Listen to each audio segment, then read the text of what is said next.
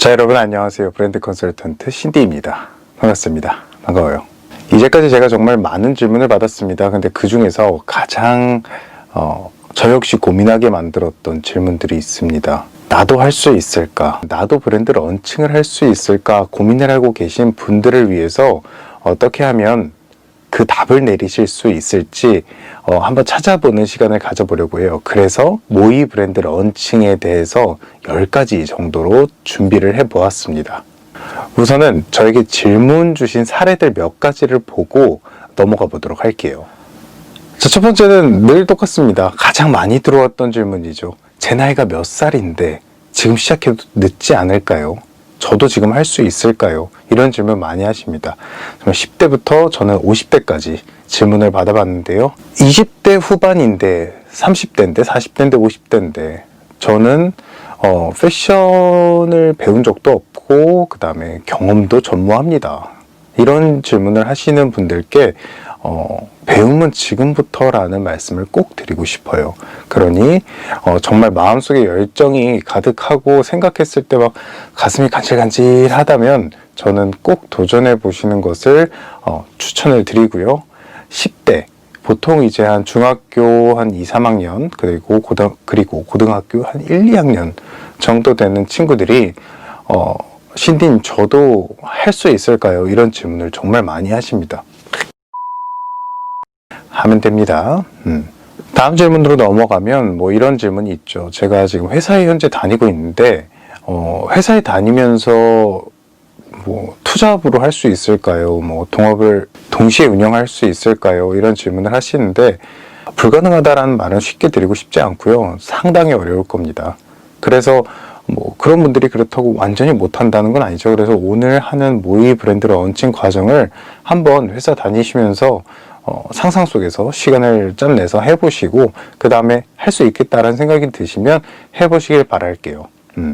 근데 한 번이라도 샘플링을 해보신 분들이 지금 현재 이 영상을 보고 계시다면 불가능해 라고 이야기를 하고 계시지 않을까 저는 그런 생각이 듭니다.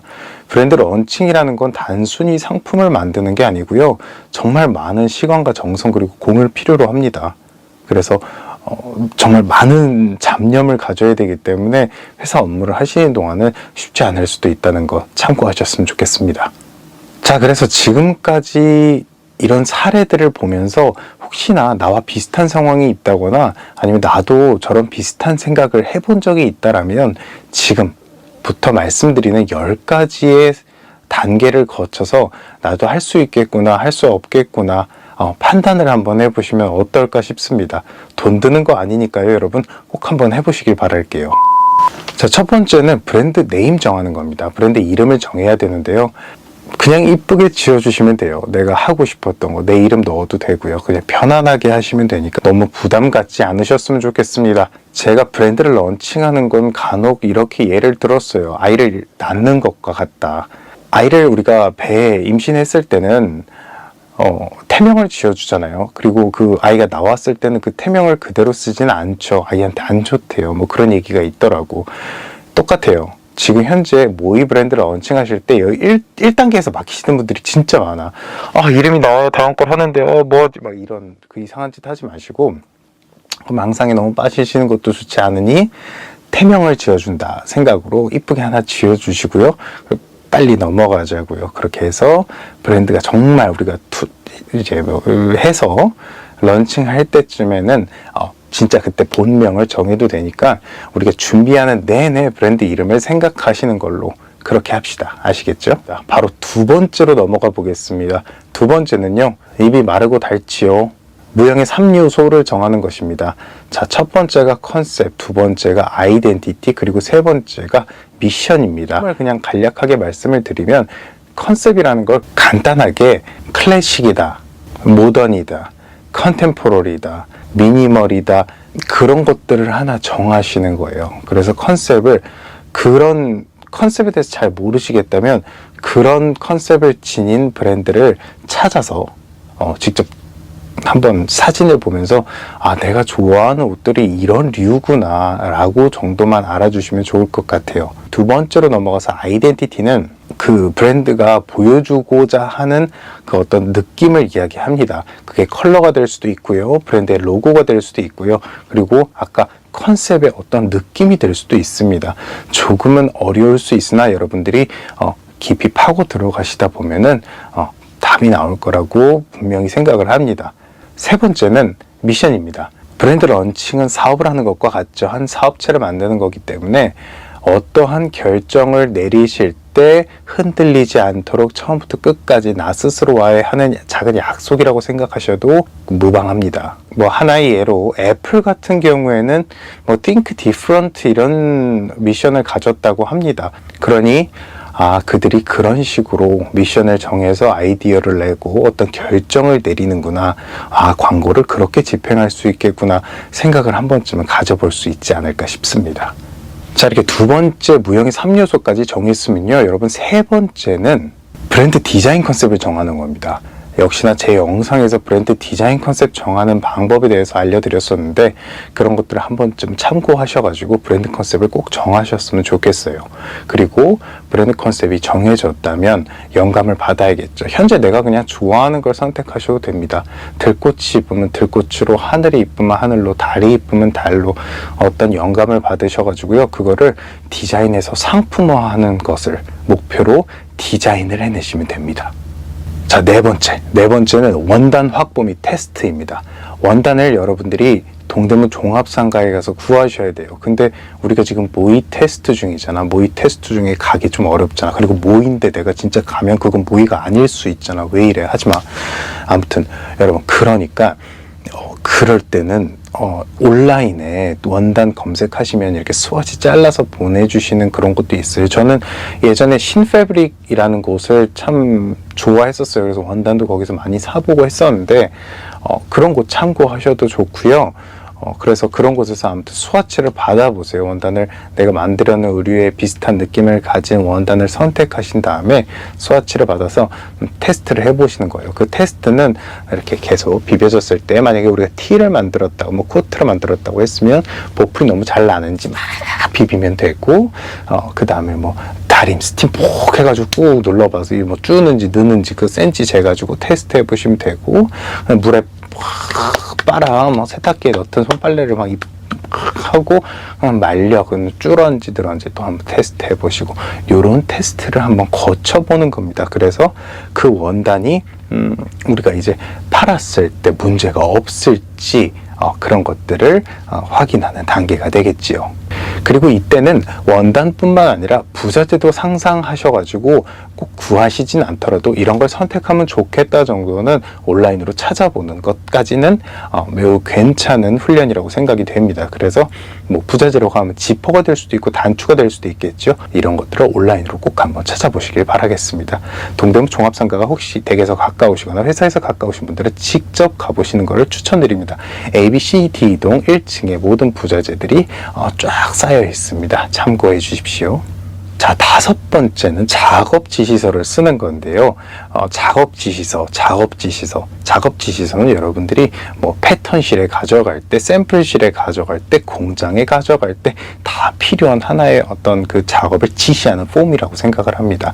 생각보다 매우 단순합니다. 도식화, 여러분들이 디자인한 옷에 도식화를 그려놓고요. 오른쪽에 치수 넣고요. 아래에 스와치 붙여주시고요. 업체명, 이름, 번호, 납기일 이런 것들 쭉쭉쭉쭉 넣어주시는 건데요. 사이즈 같은 경우에는 그냥 여러분들이 지금 처음 하시는 분들은 몇을 넣어야 될지 모르잖아요. 이거 몇 넣을 거예요? 모르겠죠. 그러면 뭐 여성분이면 5 사이즈 이렇게 적으세요. 그냥 뭐 고민 다 적지 마, 넣지 마. 쉬워요. 나중에 알아서 다 되는 거니까. 뭐 남성분 같은 경우 95나 100, 일반 평균 100 사이즈 만들어요. 그러니까 100 사이즈 이렇게 적고 끝내요. 간단하죠. 그리고 우리가 원단 구한 거 스와치랑 단추면 단추, 지퍼면 지퍼, 부자재 붙이셔도 되고요. 그리고 도식화를 그려야 돼요. 우리가 처음에 도식화를 어떻게 그릴 것인가, 이게 참 고민일 거라고. 그러면 도식화를 이제 포털 사이트에 검색하면, 유튜브에 검색하시면 도식화 그리는 방법이 수많지 나올 건데 여러분들은 그렇게 하지 마시고요. 여기 요 부분 뭐 그림 잘 그리시면 그냥 그려도 되고, 연습하고 싶으신 분들은 꼭 연습하세요. 뭐 이거 뭐 안 해도 된다, 절대 그런 얘기 아닙니다. 무엇보다 중요한 게 도식화입니다. 우리가 작업을 드릴 때 아주 완벽한 디테일한 것들을 필요로 하기 때문에 너무 중요하다고. 그러니까 하실 분들은 꼭 하셨으면 좋겠고, 나는 빨리 테스트 해볼 거야 하시는 분들은 뭐 우리 자켓 만든다고 해보자고. 그리고 여기 뭐 노치드가 될 건지 피크드가 될 건지 그런 라펠 모양 선정해 주고, 라펠 두께, 그리고 뭐 프론트 컷이라든지 앞에 뭐 역보이존이라고 하죠. 그런 부분 어떤 식으로 될 건지, 그런 느낌들을 정확하게 부위별로 사진 레퍼런스를 찾으셔가지고 부위별로 착착착착 모아서 이 작업 지시서를 써진 걸 6번째 단계로 넘어갑니다. 바로 패턴실로 가는 겁니다. 그래서 패턴사분께 이 부분은 이렇게, 이 부분은 이렇게 하면서 그분이 또 질문을 하실 거예요. 그럼 여기는 어떻게, 저기는 어떻게? 그러면 그거를 채워나가셔도 됩니다. 그래서 사진으로 붙이셔가지고 도식화를 그리지 않더라도 패턴을 꼭 한번 그려보는 방법이 있겠구나 라는 생각 정도, 우리는 모의 테스트이기 때문에 가져보시면 좋을 것 같고요. 이렇게 6번째 패턴실에서 패턴이 나왔다는 상상을 한 상태로 7번째 샘플실로 갑니다. 샘플실에 가서 우리가 샘플 양만큼 구한 원단과 부재재를 가지고 패턴을 같이 드리면서 이런 식으로 만들어 주세요 하면서 뭐 사진들 우리 그 모았던 거 그것도 같이 드리는 거지요. 그러면 우리가 구한 원단과 우리가 만든 패턴으로 상상했던 옷이 딱 나옵니다. 너무 행복하죠. 그래서 그걸 사실 자기 치수 재가지고 만들어 보셔도 돼요. 그렇게 해서 딱 입어봤을 때 너무나 이쁘고 너무나 완벽한 거야. 이게 내가 만든 옷이라니 까지가 상상이라는 게 문제. 이렇게 상상을 해보는 거죠. 여기까지 했더니 너무 설레, 미치겠어. 그러면 해도 돼요. 그리고 이렇게 한 다음에 너무 행복한데 조금 내가 생각한 거랑 다르게 나왔어. 아무래도 우린 전문적으로 배운 도식화를 그린 게 아니고 사진을 참고했고 처음 만드는 거기 때문에 원단도 뭔가 좀 마음에 안 들어. 뭐 어떤 문제가 생길 수 있겠죠. 핏이 달라야 돼. 그러면 패턴을 수정해야겠죠. 그래서 패턴을 수정하고 샘플을 다시 한번 만들어야 됩니다. 이게 샘플 비용이 한 번 더 들어간다. 이런 문제가 생길 수 있겠죠. 이렇게 샘플을 다시 한번 만들어 보는 게 8번째 단계입니다. 패턴을 수정하고 샘플을 재생산해 보는 것. 뭐 근데 7번째 단계에서 너무 잘 나왔다 그러면 안 만들어도 됩니다. 이렇게 한 다음에 여기서부터가 이제 조금은 어려워지는 상황이 올 거예요. 옷 하나가 잘 나왔어. 너무 이뻐. 만족스러워. 그러면 우리가 근데 브랜드를 런칭한다고 했잖아요. 근데 옷 하나 가지고 어떤 브랜드를 런칭한다는 건 어렵겠죠. 뭐 대단하면 가능은 할 거야. 상황이 잘 맞아떨어지면 가능할 거야. 하지만 어렵기 때문에 지금 우리가 뭐 자켓을 만들어 봤다고 예를 들었었지요. 그러니까 자켓 속에 입을 뭐 티 그리고 바지, 이렇게 한 착장이 되겠죠. 세 벌이 되겠고요. 그런 거를 한 10착장 정도 만들어 보시는 것을 저는 추천을 드립니다. 그러면 한 20에서 30 더 나올 수도 있고요. 그 정도의 피스가 나올 건데요. 그만큼의 디자인을 해보시는 거예요. 그래서 제 영상 디자인 컨셉 정하기와 같이 하나의 브랜드에서 나온 것과 같은 컨셉의 느낌을 준다면 그거는 성공적인 디자인 사례가 된다고 볼 수 있습니다. 여기서 잠깐 한 브랜드의 느낌을 주는 게 뭘까라는 의문이 든다면 간단하게 여러분들 그냥 백화점에 갔다고 생각을 하시면 됩니다. 이게 브랜드의 컨셉에서 정말 중요한 부분이 바로 이런 건데, 백화점에 가셨을 때 3층에 여성복, 4층에 남성복 이런 식으로 있다고 칠게요. 그런데 우리가 남성복 코너 4층에 갔어요. 그러면 여기에 막 브랜드들이 있죠. 뭐 바버, 뭐 지크, 뭐 띠어리, 뭐 저쪽에 타임옴무, 한삼 라인 쫙 몰려 있고, 막 뭐 솔리드 옴무 막 이렇게 가운데 갑자기 따로 있고 막 이렇잖아. DKNI 저기 있고, 막 미국산 브랜드, 여기 영국산 브랜드, 저기 막 한섬 브랜드 막 이렇게 있다고. 근데 각 브랜드에 들어가실 때마다 정확히 다른 느낌을 준다는 것을 여러분들은 느껴보신 적이 있을 거예요. 헤지스에 가면 헤지스, 빈폴에 가면 빈폴과 같이 뭔가 조금 다르죠. 여기 그냥 여기 그냥 멍멍이랑 여기 자전거 탄 이상한 아저씨랑 둘이 있는 그런 차이뿐만 아니라 뭔가 색깔이 여기와 여긴 좀 달라. 여긴 좀 영한데 여긴 좀 올드, 이런 느낌 뭔가를 받았을 거야.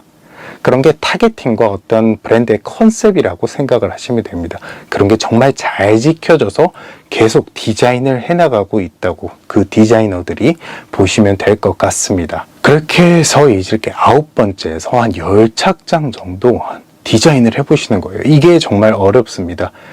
그렇게 했을 때 다시 말씀드리지만 하나의 브랜드에서 나온 옷 같은 느낌을 하나의 브랜드에서 나온 10가지의 착장 같음을 분명히 느끼실 수 있어야 하고요. 그리고 마지막 단계에서 여러분들이 마케팅을 어디에 할 건지 그리고 어디서 팔 건지를 분명히 생각을 해보시면 좋을 것 같습니다. 10번째는 마케팅과 판로겠죠. 마케팅 비용은 어느 정도 드는지 마케팅 업체에 전화해 보세요. 모의 브랜드 런칭이지만 마케팅 업체에 전화해서 이런 식으로 우리가 이렇게 해보고 싶은데 광고 집행 비용이 매달 어느 정도 들고 효과는 어느 정도 일어나며 한번 공부하시면서 찾아보는 것도 괜찮고요. 판로 같은 경우에는 자사몰에서 팔 건지 스마트 스토어에서 팔 건지 또는 어떤 편집숍에 입점하셔서 팔 건지 아니면 저희 프레타에서 팔 건지 이런 것들을 한번 좀 고민해 보시는 것도 괜찮아요. 그래서 여러분들이 이런 단계를 거치면서 상상을 해보시고 괜찮겠다 이런 생각이 드시면 꼭 샘플 하나 정도까지는 만들어 보시면 추천드리고요. 그렇게 샘플이 나왔을 때 사람들의 어떤 마음을 울릴 수 있는 자신이 있으시다면 없어도 돼요. 한번 도전을 해보시는 마음으로 이제 내년 초에 오픈될 저희 프레타에서도 한번 판매를 해보시는 것도 추천을 드립니다. 그러니까 여러분들이 나도 할 수 있을까? 나도 브랜드 런칭을 할 수 있을까? 지금 늦지 않았을까? 막 이와 같은 고민을 하고 계시다면 한번 지금 말씀드린 10가지의 단계를 달려보시면서 나도 할 수 있겠구나 없겠구나 그런 동기부여 또는 용기를 가지시길 바라겠습니다. 오늘 영상 여기까지 마무리하고 다음에 더 좋은 내용으로 여러분들께 찾아뵐 수 있도록 하겠습니다. 행복한 연말 되시길 바라겠습니다.